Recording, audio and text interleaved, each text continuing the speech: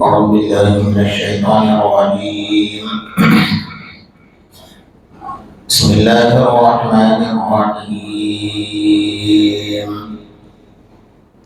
كل من عليها فان ويبقى وجه ربك ذو الجلال والإكرام.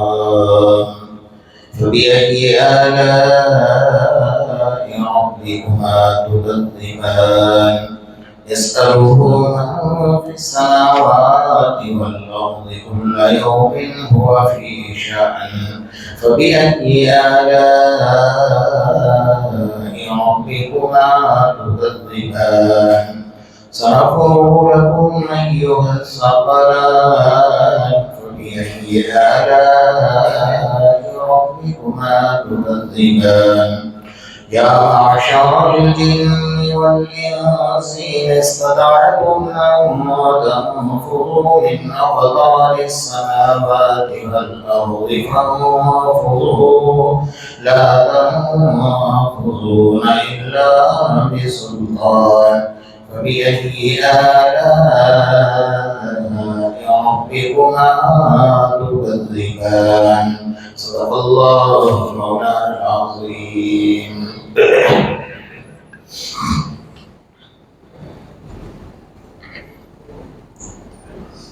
گزشتہ کل آپ حضرات کے سامنے کچھ ضروری اور تمہیدی باتیں عرض کی گئی تھی کہ اللہ تبارک و تعالیٰ نے اپنی نعمت عظمیٰ یعنی رمضان جیسی نعمت ہم سب کو عطا فرمائی ہے تو اس کو کیسے گزارے، اس کا اہتمام کیسے کرے، اس کا قدر کیسے کرے۔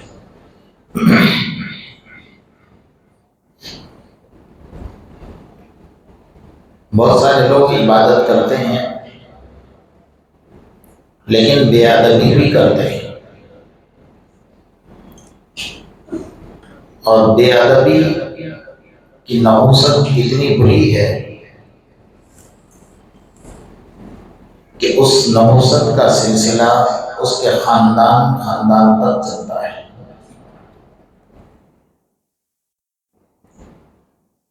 اور ادب کی برکت یہ ہے کہ اگر انسان ادب اور احترام کرتا ہے تو اس ادب کی برکتیں بھی خاندان تک چلتی ہیں۔ اس لیے ہر چیز کا ادب کرو، رمضان کا ادب کرو، اللہ کے قرآن کا ادب کرو، اللہ کے گھر کا ادب کرو، بڑوں کا ادب کرو، اس میں اللہ نے بہت ساری برکتیں رکھی۔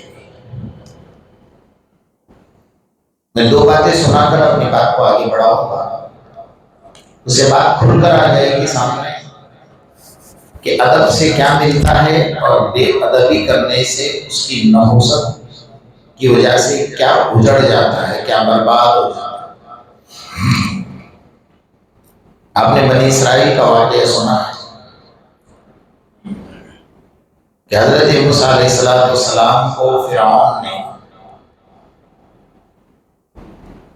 70,000 جادوگروں کے مقابلے میں بلایا تھا۔ قرآن سے ثابت ہے واقعہ۔ ایک طرف صرف حضرت موسیٰ علیہ السلام اکیلے ہیں اور ایک طرف 70,000 جادوگر ہیں، اور فرعون جیسی سلطنت اور حکومت اور فرعون خود وہاں پر موجود ہے۔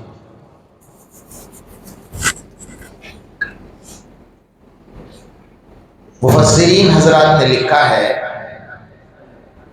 کہ ان 70,000 جادوگروں میں ایک نابینا تھا آنکھوں سے، اس کو تو کچھ نظر نہیں آتا تھا لیکن تھا جادوگر اور بڑا جادوگر تھا۔ تو اس نے اپنے ساتھیوں سے پوچھا کہ بھئی ہم جن کے مقابلے کے لیے آئے وہ کتنے لوگ ہیں اور ہم کتنے ہیں؟ تو بتانے والے نے بتایا کہ ہم 70,000 ہیں اور وہ اکیلا ہے۔ تو تھوڑی دیر کے لیے خاموش ہوا۔ اس نے اپنے ساتھیوں کو یوں کہا کہ دیکھو جب وہ اکیلا ہے، ہم 70,000 ہیں، اور ہم فرعون کی دعوت پر آئے ہیں، جو تمام بادشاہوں کا بادشاہ اس کو کہا جاتا تھا، وَأَنَا رَبُّكُمُ الْأَعْلَىٰ کہا کرتا تھا۔ تو مجھے ایسا لگتا ہے کہ بات میں کچھ دم ہے کہ 70,000 کے مقابلے میں اکیلا انسان آئے ہے، تو ہم کچھ نہ کریں، ہم صرف ان کا ادب کریں۔ جنگل سے اٹھ کر آنے والی قوم تھی، تو ادب کا جملہ ہی پہلی بار سنا تھا کہ یہ کیا ہوتا ہے بھائی؟ ادب کس کو کہتے ہیں؟ اس نے کہا کچھ نہیں کرنا ہے، جب ہم میدان میں اتریں گے مقابلے کے لیے تو اس وقت میں صرف اتنا پوچھنا ہے کہ آپ اپنا جادو پہلے بتائیں گے یا ہم اپنا جادو پہلے بتائیں، بس اتنا ادب کرنا ہے۔ کوئی بڑی بات نہیں، کر لیں گے۔ بات طے ہو گئی، میدان میں اتر آئے تو اس نابینا کے مشورے کے مطابق ان لوگوں نے پوچھا کہ بھائی آپ پہلے اپنا جادو بتائیں گے یا ہم اپنا بتائیں؟ حضرت موسیٰ علیہ السلام نے تو دیکھ کر چونک گئے کہ تو 70,000 کھڑے ہیں سامنے، میں اکیلا ہوں، بشری تقاضا ہے نا انسان کا۔ حضرت موسیٰ علیہ السلام نے کہا کہ نہیں، آپ اپنا جادو پہلے بتائیں۔ بات ختم ہو گئی، اتنی سی بات تھی کہ نبی کا ادب کیا۔ اب انہوں نے اپنا جادو بتایا، پورا میدان میں رسیاں منتر پڑی اور رسیاں پھینکی اور پورے سانپوں سے میدان بھر گیا۔ حضرت موسیٰ علیہ السلام تھوڑا ڈر گئے۔ اللہ نے فرمایا لا تخف سنعیدها سیرتها الاولی، اے موسیٰ ڈرنے کی ضرورت نہیں ہے۔ وَأَلْقِ مَا فِي يَمِينِكَ، آپ کے ہاتھ میں جو لاٹھی ہے نا، وہ لاٹھی آپ ڈال دیجیے۔ وہ لاٹھی کیا تھی؟ جو بات نکلی ہے تو مختصر بتا دوں تاکہ آپ کو بھی پتہ چلے۔ موسیٰ علیہ السلام کی لاٹھی، موسیٰ علیہ السلام کی لاٹھی بہت، لیکن لاٹھی ہے کیا چیز موسیٰ علیہ السلام کی؟ حضرت آدم علیہ السلام جب جنت سے اترے تھے بہت ساری چیزیں لے کر ساتھ میں آئے تھے، تو آپ نے جنت کی ایک ٹہنی توڑی تھی مسواک کے لیے، اس کو یاد رکھ لیجیے۔ وہ ٹہنی مسواک میں استعمال کیا کرتے تھے۔ حضرت آدم علیہ السلام اس دنیا سے پردہ فرما گئے تو حضرت نوح علیہ السلام کے پاس آئی، ہوتے ہوتے ہوتے حضرت ابراہیم خلیل اللہ کے پاس آئی، اور ہوتے ہوتے حضرت موسیٰ کلیم اللہ کے پاس آئی۔ وہی عصائے موسیٰ ہے، سمجھ رہے ہیں؟ جنت کی ٹہنی تھی۔ حضرت موسیٰ علیہ السلام نے ڈال دیا اور بڑا عصا بن گیا، اور اس نے ایک سانس کے اندر پورے سانپوں کو نگل لیا۔ تو واقعہ تو بڑا ہے، مجھے اس واقعے کو نہیں چھیڑنا ہے، یہ بات بتانی تھی کہ انہوں نے حضرت موسیٰ علیہ السلام کا ادب کیا، اللہ تعالیٰ نے اس ادب کی برکت سے ان 70,000 جادوگروں کو ایمان کی دولت سے نوازا۔ یہ ہے ادب۔ اور بے ادبی کیا ہے؟ آپ نے سورہ یوسف کی تفسیر شاید سنی ہوگی۔ حضرت یوسف علیہ السلام جب ملک مصر کے بادشاہ بنے، اپنے والدین کو وہاں بلایا اور ان کو کمرے میں ٹھہرائے، اور اپنے امور سلطنت کے کام میں مصروف تھے۔ انہیں پتہ بھی نہیں تھا کہ نبی ایسا ہو نہیں سکتا، اور نبی کے بارے میں دل میں کوئی بدگمانی آنی نہیں چاہیے، ورنہ انسان ایمان سے ہاتھ دھو بیٹھتا ہے اسی وقت میں۔ حضرت یوسف علیہ السلام کچھ امور سلطنت کے کام میں بیٹھے اپنی گردن کو جھکائے تھے۔ حضرت یعقوب علیہ السلام جو ان کے والد تھے وہ بھی نبی تھے، ان کا گزر وہاں سے ہوا۔ حضرت یوسف علیہ السلام کا دھیان نہیں تھا، وہ گزر کر چلے گئے، دیکھا کہ بیٹا کام میں ہے، آگے نکل گئے۔ جبرائیل آ گئے، فرمایا کہ یوسف، اللہ نے سلام عرض کیا ہے، کہا کہ اللہ کو آپ کی ادا پسند نہ آئی، آپ کے والد اس کے علاوہ نبی آپ کے سامنے سے گزرے، لیکن آپ ان کے ادب کے لیے کھڑے نہ ہوئے، تو اللہ نے یہ سزا سنائی ہے کہ اب آپ کے خاندان میں قیامت تک کوئی نبی پیدا نہیں ہے۔ دیکھنے کے اعتبار سے ان کی غلطی نہیں تھی، ان کو پتہ ہی نہیں تھا، لیکن اللہ کی طرف کی بات ہوتی ہے کہ جو بندے اللہ کے قریبی ہوتے ہیں نا، اللہ فوراً کیا کرتا ہے، ان کی پکڑ کر لیتا ہے۔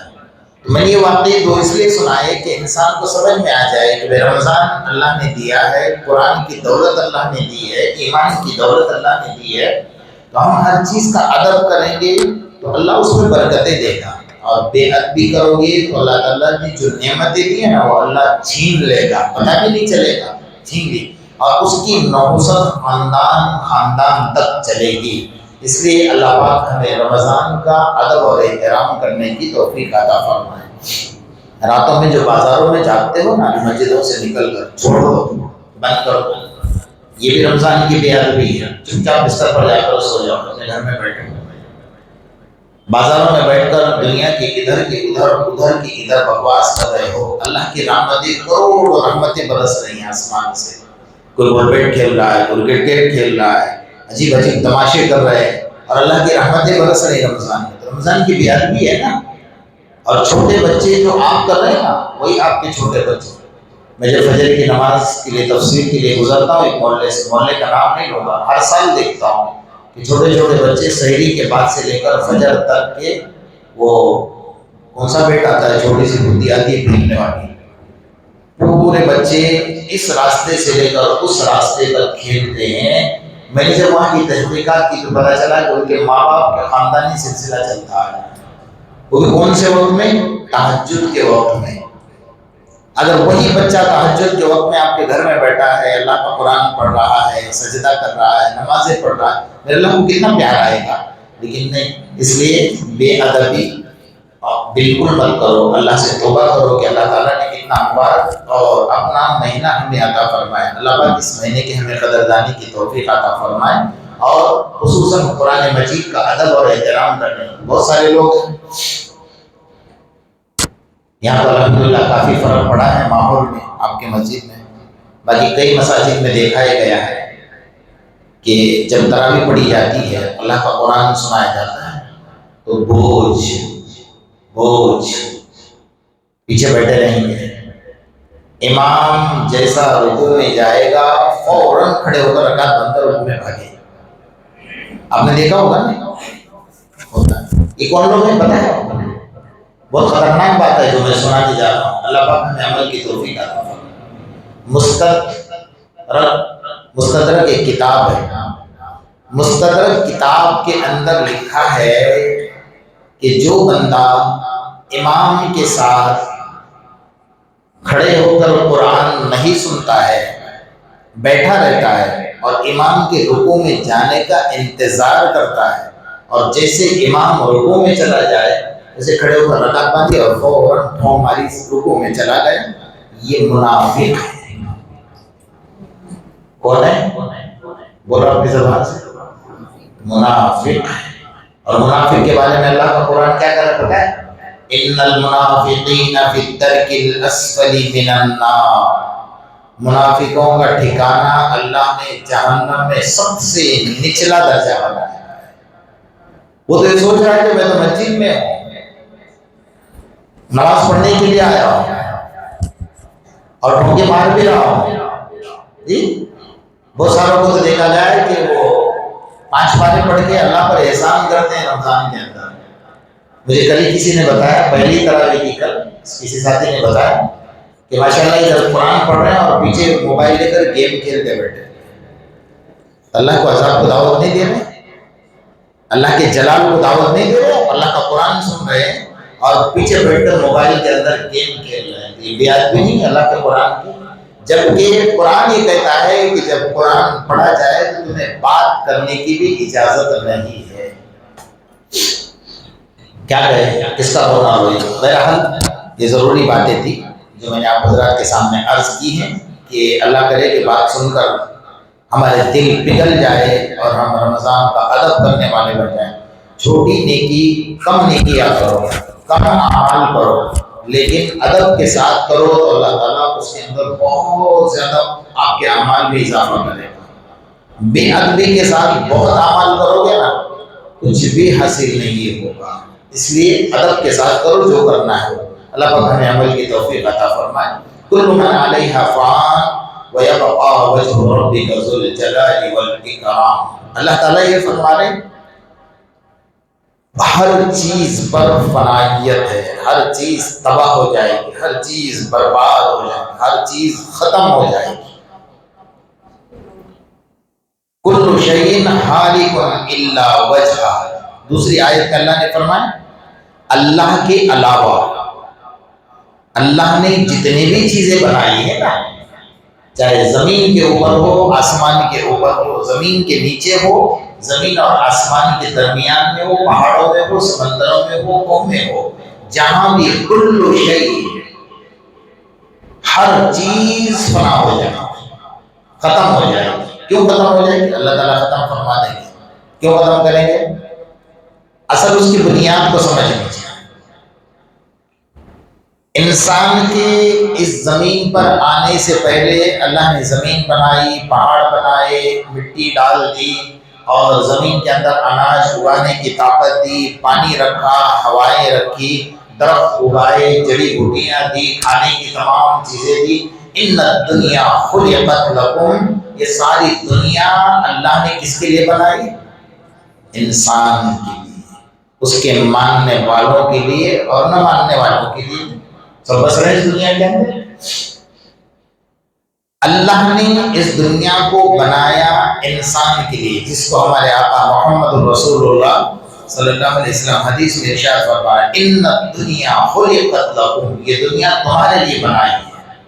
پہاڑ تمہارے لیے، زمین تمہارے لیے، چاند تمہارے لیے، سورج تمہارے لیے، سمندر تمہارے لیے، زمین سے اناج تمہارے لیے، سب کچھ تمہارے لیے۔ تو انسان سوچے گا میں کس مرض کی دوا ہوں؟ تو اللہ کے رسول صلی اللہ علیہ وسلم نے آگے حدیث میں فرمایا وَأَنَّكُمْ خُلِقْتُمْ لِلْآخِرَةِ، تمہیں اللہ نے آخرت کے لیے بنایا۔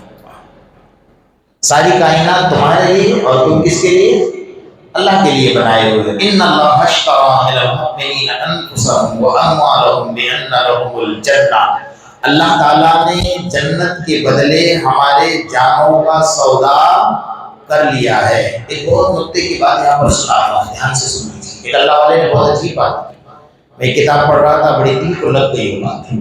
انہوں نے کیا لکھا اس میں؟